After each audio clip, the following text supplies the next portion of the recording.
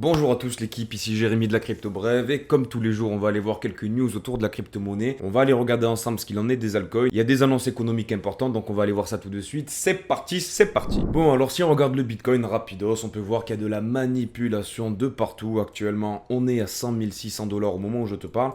Et on a fait du coup une espèce de dark mode, tu sais c'est le sabre laser qui part dans les deux sens. Là, ça se voit pas en 4 heures, mais si je te le mets en journalier, tu peux voir qu'en fait, on est allé liquider les shorters et les longueurs. Et ce qui est intéressant de voir, c'est que le marché a considéré que la baisse du Bitcoin aux alentours des 90 000, voire même 89 000, c'était des opportunités. Et ça, c'est plutôt satisfaisant. Ensuite, mon gros, on continue rapidos avec le Dixie. Alors le Dixie, pour les nouveaux, en fait, c'est l'indice du dollar américain face aux autres devises, face à l'euro, face au yen, face au pesos, à ce que tu veux. Et en gros, ça te montre la force de cette monnaie-là face aux autres. Bref. L'idée, c'est de se dire qu'en fait, dans des marchés financiers, dans la crypto-monnaie, de partout, en fait, c'est des mouvements, il y a des transitions d'argent. Bref, et tout ça pour te dire qu'en fait, du coup, le dollar, c'est une valeur refuge. Et lorsque le dollar se charge, lorsqu'il commence à monter, les riscons, les valeurs qui sont risquées, diminuent. Et à l'inverse, lorsque le dollar baisse, un peu comme l'or, normalement, l'argent, il se déverse dans les marchés financiers. Et du coup, pour la crypto-monnaie, pour avoir un bull run des familles, pour avoir une explosion du Bitcoin et de la crypto, on doit avoir en fait une chute du dollar. Ça, c'est vraiment nécessaire pour vraiment avoir un bull run hyper qualitatif. Depuis tout récemment, on a formé du coup un M-top sans divergence baissière sur le RSI. Ça veut dire qu'on a une perte de vitesse pour le dollar américain. Et ça, c'est extrêmement encourageant. Cependant, pour l'instant, on est encore qu'en daily, donc il faudra avoir une confirmation en weekly. Ensuite, si on regarde la charte de la dominance du Bitcoin face aux altcoins, on est à quelques semaines de rentrer dans cette zone de l'altcoin season. Si on suit la temporalité, la saisonnalité, c'est comme ça que ça devrait se passer. On a une petite incertitude de 1 à 2 semaines, mais grosso modo, normalement, si on suit la saisonnalité de Bitcoin et de la crypto, fin décembre, ça devrait être plutôt sympatoche. En revanche, on ne partira pas en ligne droite, ça c'est sûr et certain. On aura des fake-out pour faire peur à tout le monde. Encore une fois, tu sais comment marche le marché maintenant. Tu vois, lorsque la BTC dominance était remontée, forcément, les altcoins avaient pris un coup. Derrière, ça avait débouché sur une alt saison incroyable. Donc écoute, on espère que ça va se passer comme ça. On va garder ça à l'œil. Concernant les annonces économiques, et oui les mecs, même si on est dans la crypto, il faut quand même se tenir au courant de ce qui se passe avec nos présidents chéris d'amour. Et comme tu peux le voir, mercredi, on a l'IPC américain qui tombe, donc l'IPC annuel, l'indice des prix à la consommation. Un mauvais résultat, comme je te l'ai présenté il y a 2 semaines de ça. Même en période de bull run, le marché n'aime pas trop ça et c'est généralement lorsqu'on a des annonces qui sont négatives qu'on a une chute du marché, enfin une petite correction, je m'entends. Ensuite, on continue rapidos avec les ETF Bitcoin et forcément l'adoption des investisseurs autour du BTC. Comme tu peux le voir, on a tellement eu d'achats autour des ETF Bitcoin que maintenant, les ETF Bitcoin Spot détiennent plus de Bitcoin que Satoshi Nakamoto, le créateur, le fondateur de Bitcoin. C'est vraiment un truc de ouf les gars, il y a une attraction autour des ETF Bitcoin et forcément de la crypto-monnaie. Et sachez bien une chose, à un moment donné, ça va se reverser dans les altcoins. Et qui sait aussi qui veut acquérir du Bitcoin, en termes d'adoption, c'est massif les mecs. On a eu Microsoft et maintenant on a Amazon. C'est une dinguerie. Pour l'instant, c'est qu'une proposition. Il y a des rumeurs comme quoi ça va être accepté, mais ça n'a pas encore été révélé officiellement.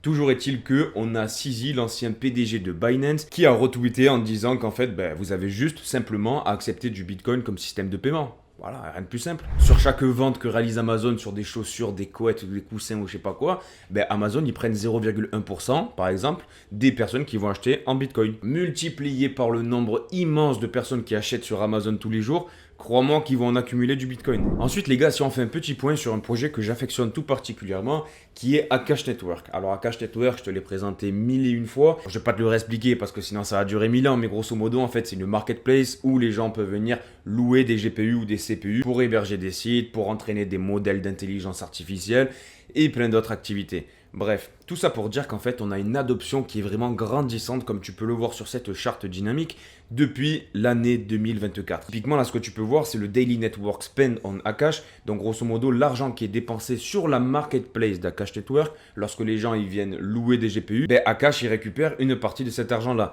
Et comme tu peux le voir, je vais t'avancer ça parce que sinon ça va durer 1000 ans, on a une petite demande sympatoche fin 2023, mais lorsqu'on est rentré en 2024, je te l'accélère un petit peu, ça c'est les revenus journaliers mon pote, 12 000 $ par jour. dinguerie. En parallèle de quoi, je te rappelle que Donald Trump va créer un bureau spécial pour la crypto et l'intelligence artificielle et le fondateur d'Akash Network va bosser dans ce bureau. Ah là là là là les gars, on a le projet Zero One Labs qui a subi une FUD. Voilà, avec son token DEAI, tu le connais, je t'en ai déjà parlé. Si tu connais pas, tu peux aller voir sur ma chaîne et tu tapes Zero One Labs, tu le verras. Alors grosso modo, ce qui s'est passé, c'est qu'en fait, il y a eu des soupçons comme quoi l'équipe listée dans son nouveau projet, c'est Rafnet. Et il s'avère que cette équipe autour de ce projet-là avait déjà fait un projet qui s'était cassé la gueule.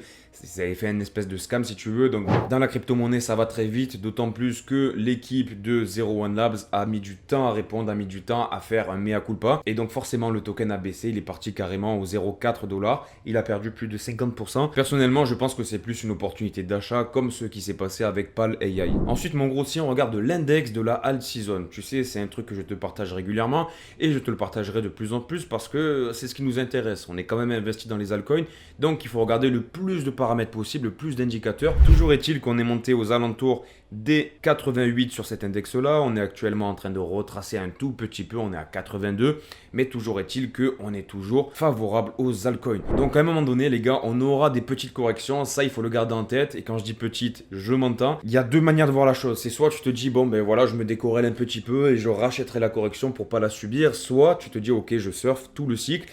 Mais bon, c'est une manière de voir les choses, c'est aussi en fonction du temps que tu alloues à la crypto-monnaie. Chacun voit midi à sa porte, dans tous les cas, moi je te donnerai les infos que j'ai en temps et en heure. Ensuite, un petit point rapidos sur la NFT Season, parce que là, tu sais, c'était un petit peu oublié, voilà, c'est vraiment de la spéculation pure, hein. Des NFT de chatons, des NFT de pingouins, etc. Comme tu peux le constater, en décembre, on a eu 187 millions de dollars de ventes autour de la NFT Mania.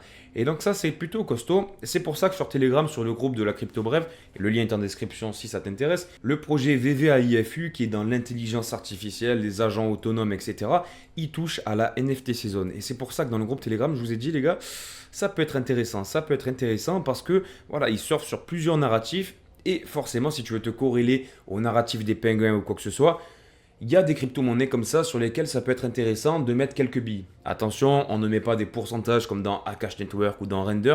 Personnellement, c'est pas ce que je fais, mais c'est vrai que faire des petits tickets de loto par-ci par-là, ça peut être intéressant et ça peut te payer des vacances. Toujours est-il que lorsque ces projets-là qui sont hyper peu capitalisés explosent, tu peux le voir, on était ici là, 16 novembre 2024, on était à 0,008.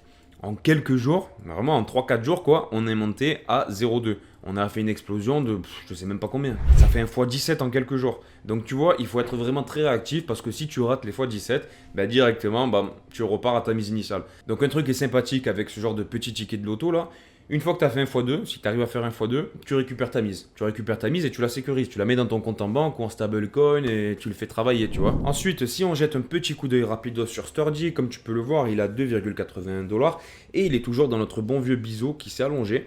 Ok, la figure elle s'est un petit peu modifiée si tu veux par le temps. C'est en fonction du Bitcoin et du marché de la crypto. Quand tu vois ce genre de chandelle là qui se fait ravaler comme celle-là, celle-là, celle-là, ben en général derrière ça présage un pump. Donc écoute, on espère que ça se passera de la sorte sur Sturdy.